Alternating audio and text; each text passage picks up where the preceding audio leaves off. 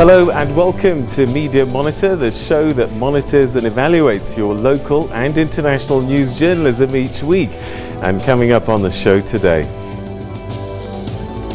we take a look at the safety of news reporters when covering protests. This after an interview by SABC reporter Lopang Alamu and a Westbury community member turned violent. The community was protesting against drug-related crimes, calling Police Minister Bekitele to come and intervene. Experts have warned that the growing frustrations amongst coloured communities such as Westbury have reached a point of no return, and an ugly revolt across the country was imminent. Last week we saw a province-wide shutdown by residents identifying as coloured communities were well underway in Johannesburg and Tshwane. Cameroonians are at the polls today for a new president, and more presidential contenders this time around are using social media than the last election in 2011 to win over voters from a largely young population. Will this be enough, though, to unseat 85-year-old President Paul Biya, who's been in power since 1982 and is seeking his 7th consecutive term in this national election? Some media have predicted that Biya will win this election again, but how does the media report on this election whilst government is fighting the terrorist group Boko Haram and a devastating violence which has enveloped the English-speaking areas in the northwest and the southwest of Cameroon? All of that's still to come, but first let's take a look and see what's on the front pages of your Sunday newspapers. Starting with the front page of the Sunday Times, which is carrying a story about how President Cyril Ramaphosa's plans to rescue South Africa's economy from the effects of state capture are in the balance. This after a gulf in trust has opened between him and his finance minister Nhlanhla Nene this week over Nene's private meetings with the Guptas and his failure to disclose them. The City Press is leading with a story about how the former President Jacob Zuma is to be summoned before the ANC's top 6 to explain his recent mysterious meeting in KwaZulu-Natal with high-profile ANC leaders and others, which sparked allegations of a plot to oust President Cyril Ramaphosa. The Sunday Independent is running with a story about how the unbundling of the power utility Eskom and selling off of its core assets might be able to steer off bankruptcy. This could be on the cards. The Sunday Tribune is carrying a headline on how police may have a possible breakthrough on their investigations into the attack on the Imam Hussein Mosque that left 1 person dead and 3 others critically wounded during the month of Ramadan, as well as the discovery of several explosive devices. The Weekend Argus has also picked up the story of a possible unbundling at Eskom as executives there put together plans to save the power utility from bankruptcy.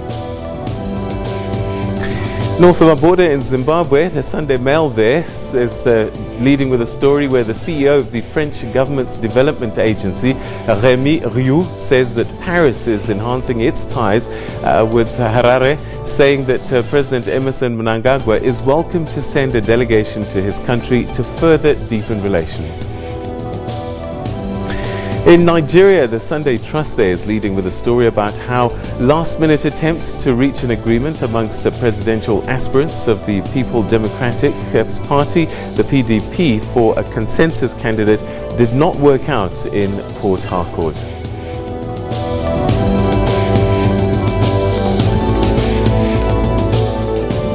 Right, now, just over a week ago, residents in Westbury, southwest of Johannesburg, took to the streets to protest against gang tourism, drugs and crime in their community. Heather Peterson was fatally wounded as a bystander caught in a shootout between Westbury gangsters last week. This past Friday, police were on high alert in anticipation of a total shutdown of predominantly coloured areas in Johannesburg. Well, covering the Westbury protests, SABC reporter Lopang Alamu attempted to interview one of the male residents whilst a number of other community members surrounded her. This is what happened next. Of everything. Well, a very good morning to you this morning. It seems tensions are very high in Westbury, and I've got a gentleman here who says he's really, really angry with what has been happening. Hello, roll over. No time, strike! Discrimination against colored people.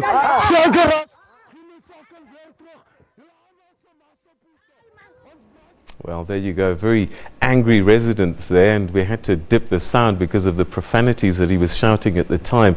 And this was a live moment, and this incident has once again brought to the fore the question of journalist safety when reporting live from volatile environments. So, well, joining me now to discuss this issue is the reporter you saw in that clip, the SABC's Lopang Alamu. Lopang, thanks very much for joining us. Welcome to you. Well, thank you very much for having me, Peter. Well, you're looking very safe in our environment, Of course. We also have someone who has had to make decisions about deploying reporters into tough situations whilst she was editor-in-chief at Eyewitness News. Now director at Nala Media, Katie Katapodis. Thanks very much. Always good to have you on the program. Thanks, Peter. Nice to be here again. Fantastic. Okay. So a little bit later on, we'll also be joined by Westbury Community Radio Station Kofifi FM's head of news, James Sietelo. That's a little bit later on. But let's start with you, ladies. Lopang, you were on the front line there, and I just wonder, take us through that moment. It must have taken you by surprise. Were you scared? What happened? Well, of course I was scared, Peter. What happened was we arrived on the scene and we decided, of course, let's talk to the people who are affected by all of this. So we find the gentleman there with all the other residents who were surrounding me. And, you know, the funny thing is that we had an agreement. Myself and this guy had an agreement that, listen, I'll be talking to you. I'm crossing for morning live in the next 1 minute or so. And then we're going to go live. I'm going to ask you the question. You just respond, speak your mind. But, of course, I didn't mean that he should speak his mind. Exactly. And we had an agreement. We were okay. The moment Leanne started talking to me and I started greeting her, that's when he just lost it. And that's when he started saying all the things he was saying. And after that, he pushed me. I fell down and I held onto the cable, of course, because they wanted to break our equipment. He was swearing at us. And, you know, it was a very scary moment. And mind you, it's just my colleague and I. He needs to protect the camera. Because now the whole community is threatening to take our equipment away from us, and he still has to make sure that I'm okay. We're live on air. What do we do next? It's a case where you have to think on your feet. So I just decided that I'll speak over the visuals or keep quiet and let him continue, because the moment you start fighting with them, that's when they become even more violent. And I suppose there was no indication until moments before that this crowd, angry as it was likely to do anything like that. Exactly, the shock, Peter, the shock of how did we get here? I mean, a minute ago we were okay. The moment I start speaking and they understand that we're now live, that's when they started arguing among themselves first as to who's going to speak first. But this guy here was just so angry, he decided to grab the mic and just speak his mind. Katie, as editor-in-chief, you've had to deploy journalists into situations. What kind of decision process would you have to go through to decide? Because, you know, a lot of our protests do end up turning violent. They do end up turning violent. And as SANEF, I'm also the deputy chair of the South African National Editors Forum, Peter. This is something that we're faced with daily. We get reports coming in from journalists in the field who say they've either been physically or verbally attacked by community members wherever they are. The decision-making process for me in my career was always simple: safety first.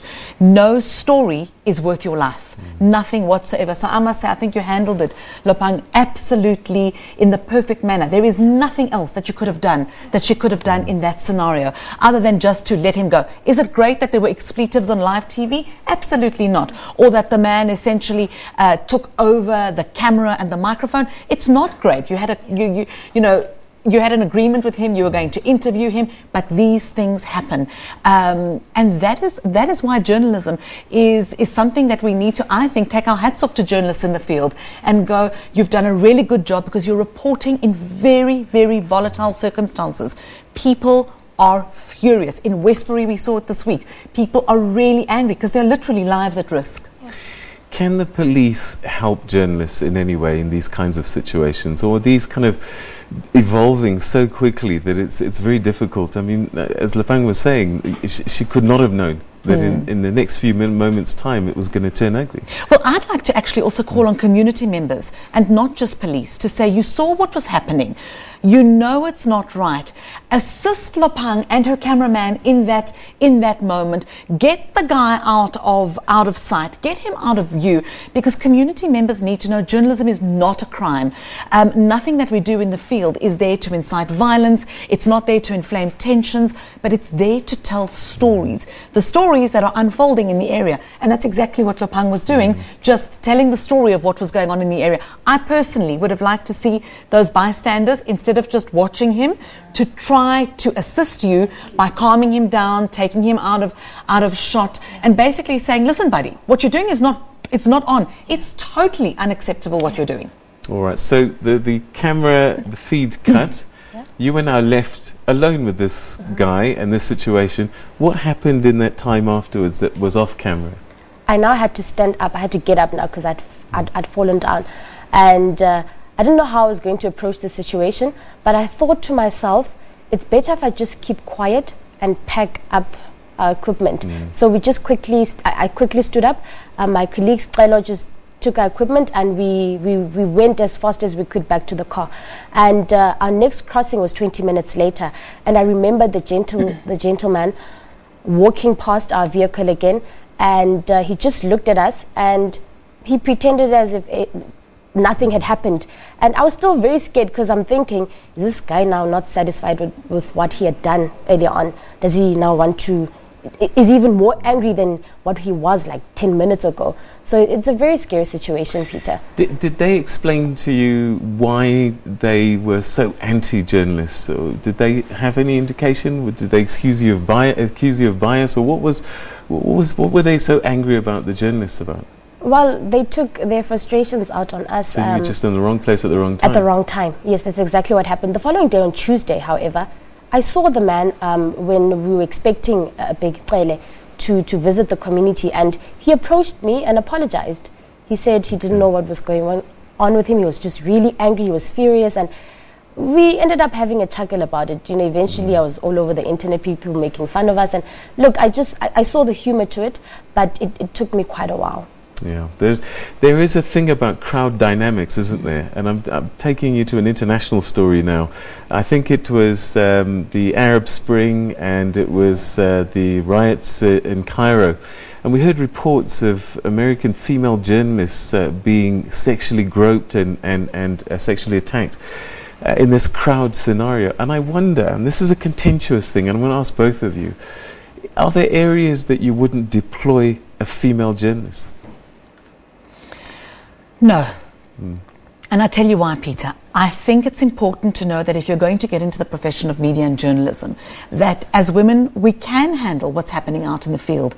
I think it's necessary to have an extra layer of protection if possible. So I think, Lepang, that you were with your cameraman was fantastic. But imagine telling Lepang now, no, you can't go to Westbury.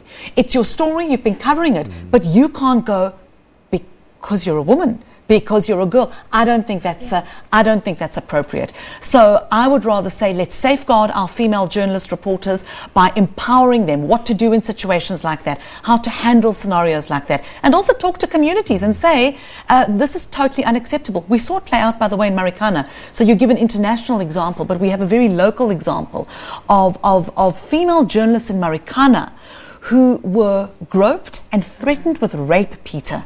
I mean, that for me is the most diabolical thing that one could do. It doesn't stop them from covering the story or from going back. This is where I'd like to see authorities really stepping in. All right. And as a woman journalist, are there situations you've ever felt that because I'm a woman, I'm more vulnerable? Well, of course, Peter. This is a very perfect example of what happened on Monday.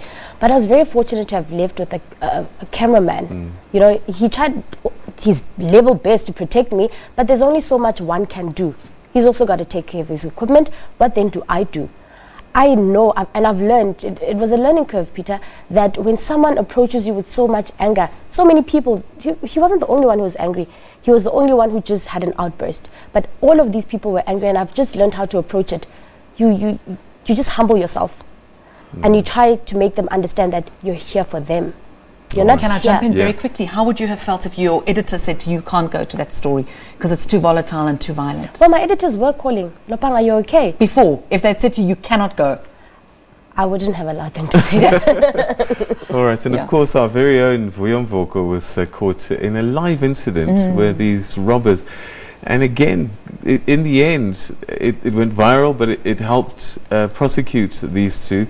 Do you keep the camera rolling at that stage? What's the rule?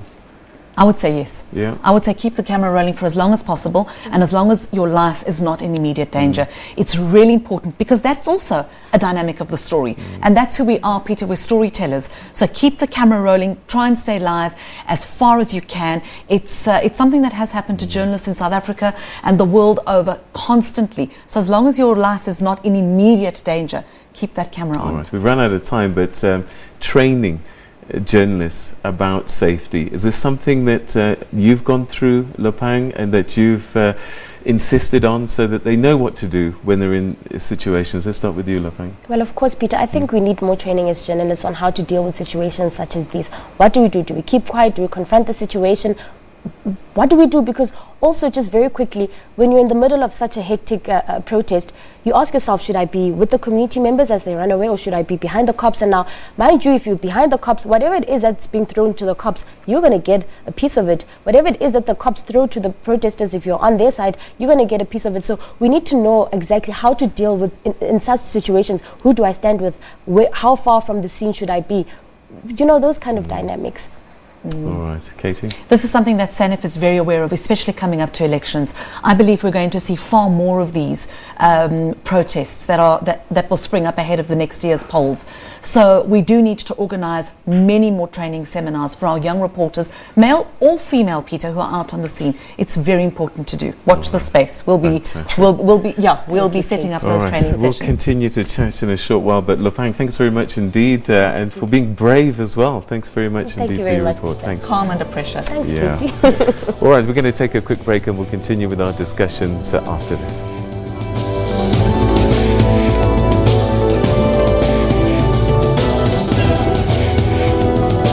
Kuruleni Artisans and Skills Training Center is a practical artisans and skills development center who equips students with the necessary knowledge and practical experience to enter the labor force as semi-skilled workers. There is a strong focus and need for skills training in specific areas like boiler making, rigging, pipe fitting, welding, CNC programming, plumbing, electrical, air conditioning and refrigeration, bricklaying, carpentry and painting at the center. Ensure your future today with the Ekurhuleni Artisans and Skills Training Center.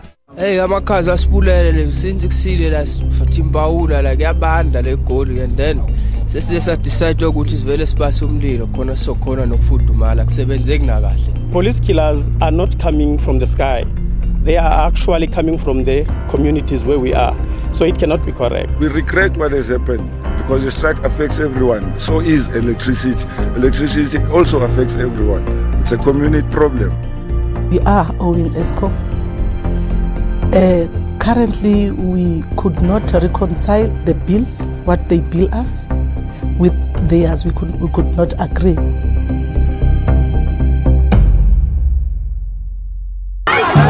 The Cape Flats is under siege by the gangsters, by the drug dealers. The community here say at this point in time they have had enough. The end of the day, what is happening? The police do nothing. The doctors get lost. We are sick and tired of this. We want the government to take note of us. Talk to us about this Imbiza. It's a national call for black people to come and have a conversation about the black condition.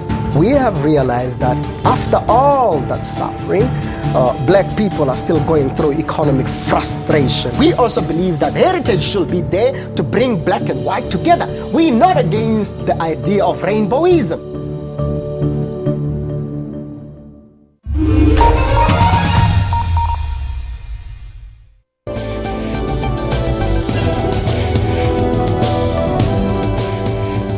Welcome back. You're still watching Media Monitor. Now, following days of violent and destructive protests, Police Minister Begitele visited Westbury to announce that a tactical response team would be deployed to deal with the drug-related crime in the area and made a request to the media. I really want to make this plea with the media. You see, yesterday, one TV station, as they make their headline, they said, after the minister, somebody has gunned down in Westbury. Gunning down somebody means that somebody is dead. You are gunned down. Now, is one easiest crime to prove the murder. Easiest. If you say somebody has been gunned down and dead, show us one thing. Show us the body. Because you are scaring everybody to say there is still death and all. We have been asking. The MEC was here yesterday, and the commissioner provincial, they were asking this body of a gunned down man is not there because nobody has been gunned down. Please help us. Help us. We want to bring peace in this area, and please be part of that. Don't talk things that are not there. Cause unnecessary sensation and make the community to be scared of things that are not there. Is a plea from us, is a plea from the police, is a plea from the government. Please be part of stabilizing and making peace in this area. That's from us to you guys. So, plea there from the police minister to the media to help and not inflame the situations. We turn our attention at this point now to how the media has actually been covering the Westbury story. And for this discussion, we're now joined by the head of news at Kofifi FM, James Sietelo, whose radio station is situated in the Westbury community. Thanks very much for joining us. Welcome to the program. Thank you so much for inviting me. And Katie continues to stay with us on the program. Let me start with you then, James. The national media, big news outlets generally get into these stories when they've escalated. But this is something that in your communities are living with all the time. And I just wonder how your news outlet was able to cover this story, and was it different from some of the headlines that we were seeing in the national newspapers and in the bigger media? Most definitely. I mean, for us, Peter, as a community radio station, we live with this. We are part of the community. We cover the stories, as you mentioned earlier, of that we cover the stories, and of course, we are part of the community. Each and every night, we hear of gunshots, or we hear gunshots in our communities, and we wonder, could it be that someone else is actually, of course, being killed at this particular moment? And the following morning, you just hear that actually it was a person being gunned down. And this happened not only at night, but during the day as well. We go to certain communities being called as a community radio station. I'll be on air doing a show, and then I'll be getting an SMS to say there was a person shot about 15 minutes ago, but we haven't had a response from the police. And mind you, they're not even far from where that particular incident might have happened. So for us as a community radio station, we cover these particular stories. And of course, it is something that perhaps I always say that more especially as government as well, they need to start listening to community radio stations, because with this particular incident, the death of Heather Peterson, I mean, for them, they saw that on the mainstream media. Hey, they listened to community radio stations more. Hey, they started reading community newspapers more. They will have seen that actually more and more people have died over the past couple of days or couple of weeks before this particular story. So when this happened last week on Thursday, it was just an addition to what has already happened over the past few weeks. We have been covering this, we have been speaking about this. So it wasn't a surprise for you. Katie, we hear about the violence, but sometimes I get a sense that perhaps the bigger media outlets wait until it really escalates to go back in there. Are we guilty of neglect, do you think? I think newsrooms are stretched, Peter. If I must be honest, I think they're extremely stretched and focusing a lot on the national issues. The minute you've got somebody like Becky Cele going into the area, it becomes a big national issue. You've got the murder of Heather Peterson, suddenly it became a big national issue. But it also, I think the media used it as an opportunity to shine the spotlight on all the other crimes and gang-related deaths in the area. So I think it was well covered and well handled post the death of Heather Peterson. Having said that though, Westbury and what's going on hasn't disappeared from our media landscape at all. We've heard and read about it. It's the likes of you, James, who does a lot better work being a part of and within that community. Most definitely. And I mean, earlier I was listening to the Minister of Police, the Minister Becky Cele, speaking about that alleged killing that happened the night, or a few hours, should I say, when he visited the Westbury community. There was a shooting incident actually that happened on Tuesday night, and I got to cover the story on Wednesday morning. I spoke to a gentleman who told me that he was actually the target simply because it is believed that his son was actually involved with the gangs. And of course, he went to Sowetan police station rather to lay a charge.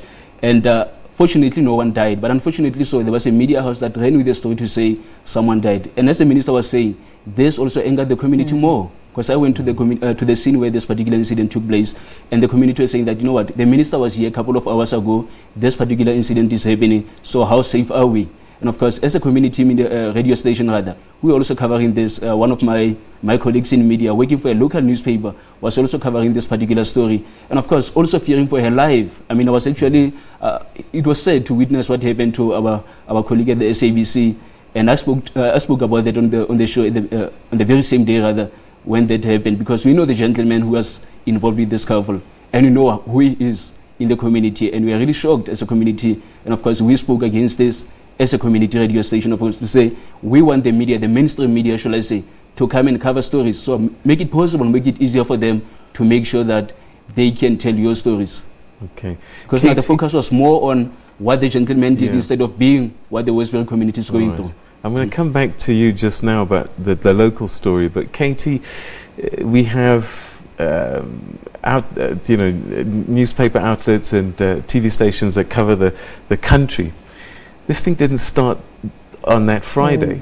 We saw shutdowns in Cape Town, and it's now spread to the surrounding suburbs like Ennerdale. And I just wonder, as media, do we often connect the dots and paint a bigger picture? Because it does seem to be the same things that they're complaining about, same issues, and it's happening on a national scale.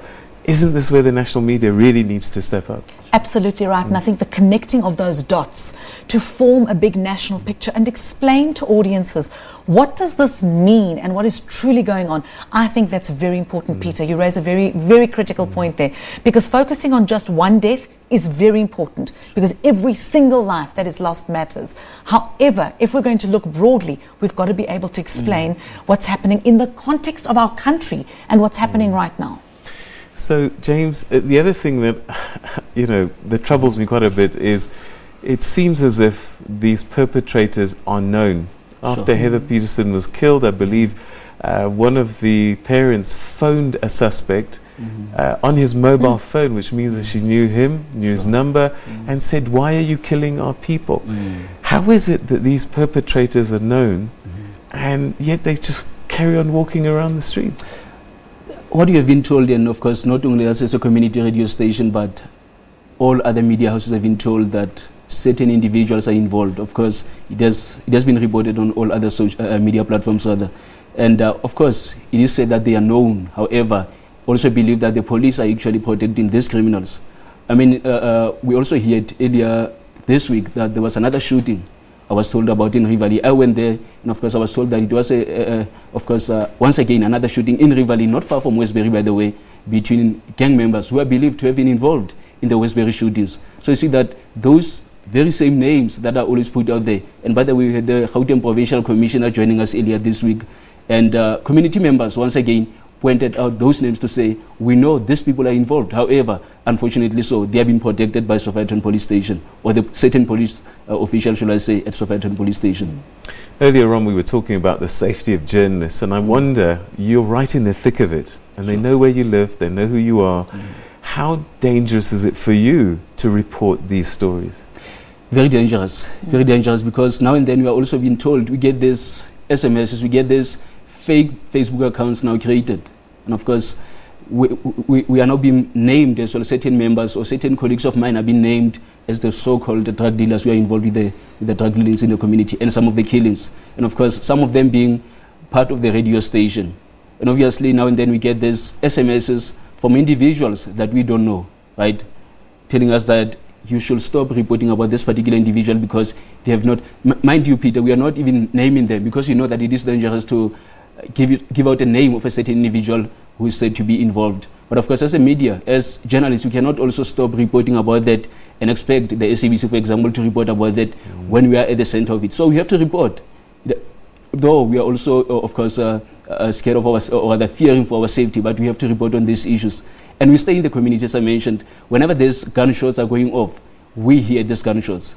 But we have to also report about this, otherwise as a community radio station, then will be deemed useless. There's great expectations from your community about Most what you say. definitely. So, Katie, he's in the community, he's there, he knows where to go and who to talk to. I commend him, by the way, for this Yes. work ethic and this attitude, Yeah. because I think it's critical to say we can't stop, because that's a violation of our rights as media, of our rights as journalists. We've got a responsibility to our community, not just to pander to the alleged criminals or not to report because we're getting threats. So I really have to commend what James and his colleagues are going through in Westbury, because they're continuing to do their work under very, very difficult and threatening circumstances. So, as a national radio station, national newspaper, how do you deploy into this environment? Because your journalists were probably in Alex the week before, somewhere else.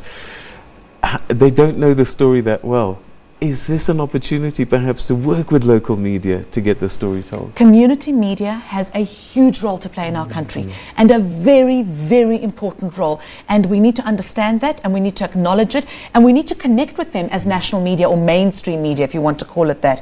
We need to connect with community journalists who are on the ground and who understand the depths and the layers that these stories have. So to fly in and do a helicopter type of journalism is not ideal. Connecting with community journalists is actually number one priority, I think. All right. And of course, Peter was also actually suggesting that for the media, because you've got different media, mainstream media, mind you, that are actually coming out for now covering this particular story. And of course, after some time, it is going to die down. And then we are going to have, unfortunately, the same incidents. We are hoping that no one will lose their lives. But we have seen more and more shootings, that it has more become normal in our communities that you hear of a shooting. I mean, last year I covered a story once again where another young girl was caught in the crossfire, right? Fortunately, so she was only injured. However, that story did not make to the mainstream media. And on the very same day, another gentleman died. So unfortunately, so this particular stories keep on happening. And then we have different initiatives by community members, right, coming out to make sure that they call for peace, or they pray for peace rather. However, they are not really covered by the mainstream media. Maybe that is where they can also step in to make sure that the Westbury voice is not silenced. Okay, Katie, I know you've got something to say, but can I ask you to park it? Yes. And you can tell me a little bit later on. But to James, thanks very much indeed for the great work that you're doing. And we know it's a brave thing to do, and we're grateful that you're able to do it under really extreme circumstances. Thank you so much. Thank you. All right, okay, we're going to take a quick break. And then after the break, I'm going to say in French, aux urnes dimanche, which means to the ballots on Sunday. And that's because Cameroon are to the elections today, and presidential contenders are making use of social media to garner votes. We'll find out all about that after this.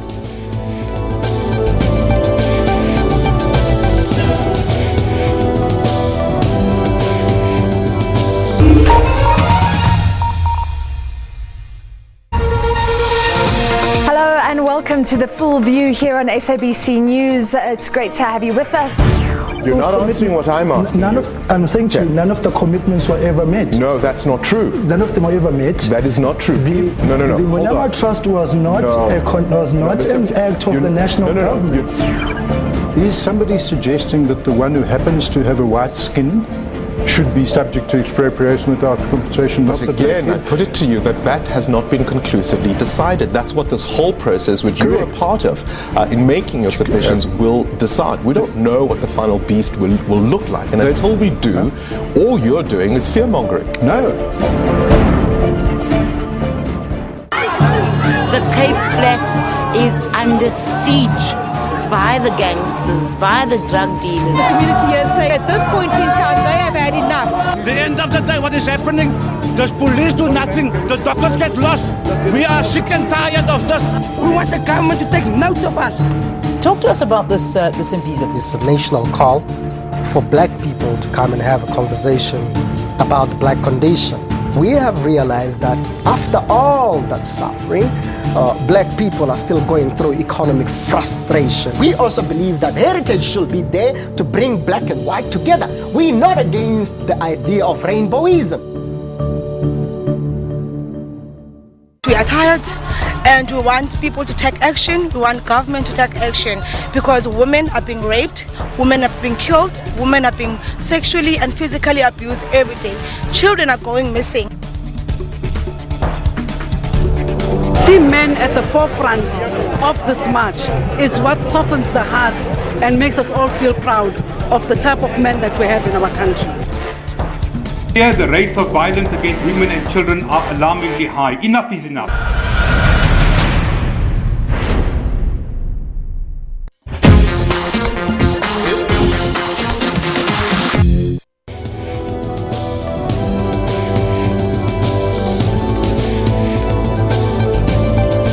Welcome back, you're watching Media Monitor. Now, people in Cameroon are voting today in a presidential poll that most people believe will be a continuation of the long-running leadership of President Paul Biya, who's been in power since 1982. And ahead of the election, presidential contenders were all over the cyberspace, trying to garner votes, canvassing on social media platforms like Facebook and Twitter. Analysts say that during the last election in 2011, only a handful of candidates were using social media, but now almost all of them have a dedicated team to ensure that they very much are present online. Statistics show that 3/4 of Cameroon's population are younger than 25. Let's take a look at the reaction from Cameroonians and how social media was used in this presidential runoff. Campaigning in Cameroon's election is heating up in cyberspace. Politicians eager to attract more voters are turning their attention online, canvassing on social media platforms like Facebook and Twitter. Vous savez, les réseaux sociaux aujourd'hui, c'est ça qui est à l'actualité. Alors forcément, si nous y sommes à 100%, c'est parce que nous sommes sûrs que les jeunes pourront voir non seulement les réalisations de notre champion. 9 candidates are in the running for Sunday's vote, although President Paul Biya is widely expected to extend his 35-year rule. The online debate is robust. Ça permet également de jauger, n'est-ce pas, de la pertinence de ce qu'ils ont comme programme. Bien évidemment, ça va effectivement orienter le choix de l'électeur à la dernière minute. Smartphone usage and internet penetration have jumped in Cameroon in recent years, making it one of the most connected countries in Africa. Yet while online engagement has increased, some people are concerned that they may not be able to speak freely for long. Authorities cut communications last year when unrest broke out in the country's English-speaking region. Scores of people have been killed in the clashes as rebels fight for a breakaway republic. The violence remains a hot topic of discussion ahead of the election, despite fears of an internet shutdown.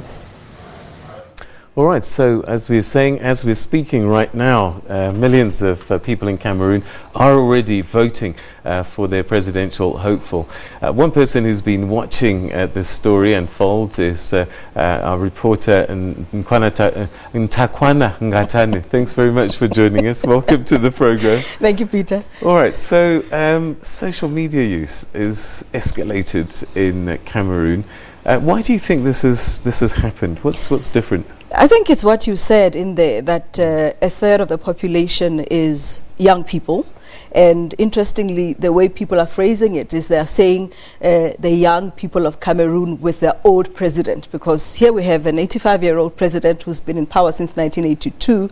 The country elects presidents and governments for 7-year terms, and he is on his 7th now if he gets it, which is very likely. Now, the billboard that you saw there has made headlines around the world because that's the one that's being used mostly, and it basically says the force of experience. So his people are basically saying they're electing him because he has the experience. They don't think younger people, will be able to deliver what the country needs. So quite a contrast, if you like, in terms of, all these young people that people are gunning for and going into cyberspace for, and yet the person who's likely to retain that seat is that old. That's interesting, actually, because this whole thing of experience came up in Zimbabwe with Nelson Chamisa saying he's nice and energetic, but he's too young to be president.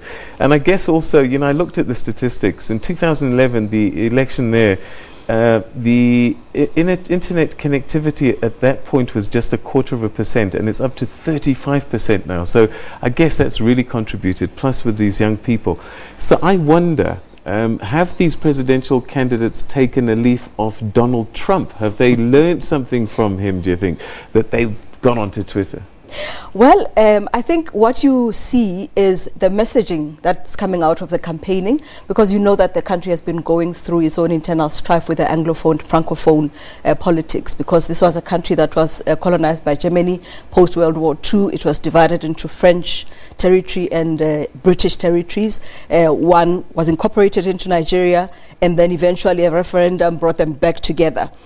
Initially, it was a federal government which in the two parts of the country, where one was French-speaking and the other was English-speaking. But with more and more French politicians coming on and the long rule of Paul Biya, we then saw the country enforcing French as a language, as a medium in the English-speaking territory. So there's an uprising that really characterized the road to this election. So again, the other issue that seems to be coming up as they were campaigning, Joshua Ossie, who is the candidate for the Social Democratic Front, was basically saying that if he wins within 100 days, he will ensure a federal government back to the way that it was done before. So these are some of the messages that you see in this campaigning, and while they're holding rallies, but a lot of it is happening on social media, and they're interacting with the communities and actually talking to them in cyberspace. Well, talking about cyberspace and the proliferation thereof,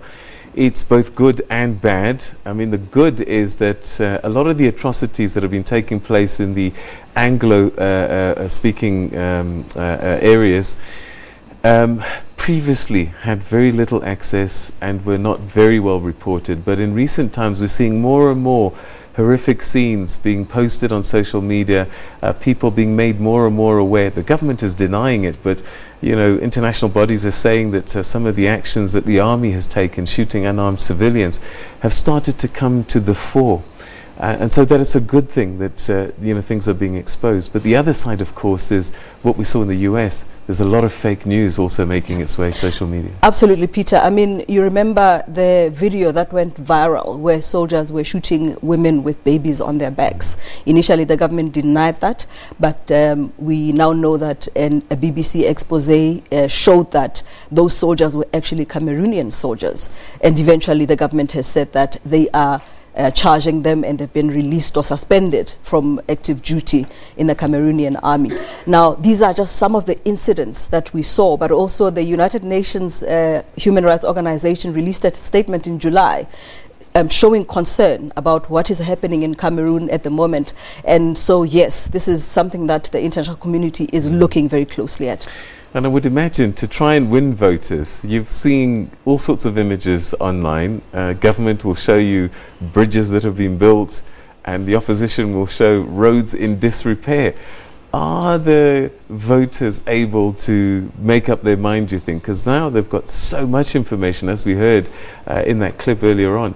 How do they decide what is true and what isn't? Look, I think from what you hear when the voters speak, they say that transparency is the most important thing. So for them, it is to be able to see as opposed to not being able to see. So whether or not they can verify the information and how credible it is, the information that they get, is another thing. But of course, the fact that they are able to, even though at some points the government clamps down on social media so that there is no communication, especially when the uprising is at its highest and violence is very high. That's when government clamps down on social media. So those are the challenges, but people basically saying that they appreciate the transparency that they themselves are able to, you know, take, you know, be able to be in charge of the information there. All right, and Takwana, thanks very much indeed. Always insightful when we talk to you about foreign affairs issues. Thanks so much indeed for your time. Thank you. Okay, we're going to take a quick break. When we come back, we'll take a look at social media as well as what's in the newspapers.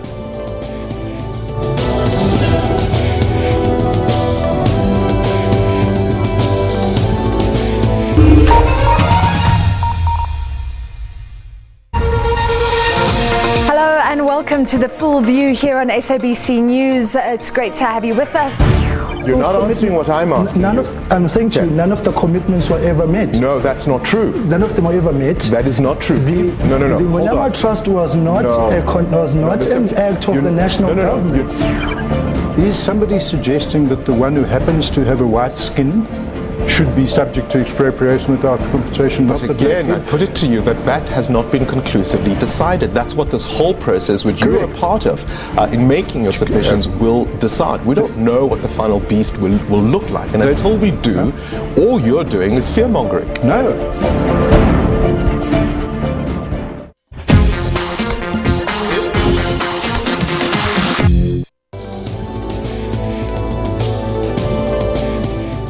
All right, welcome back. Let's start wrapping up the program as we take a look at some of the papers and some of the stories that they're covering. And it's been a disappointment for quite a lot of people. Ntakwana and Katie.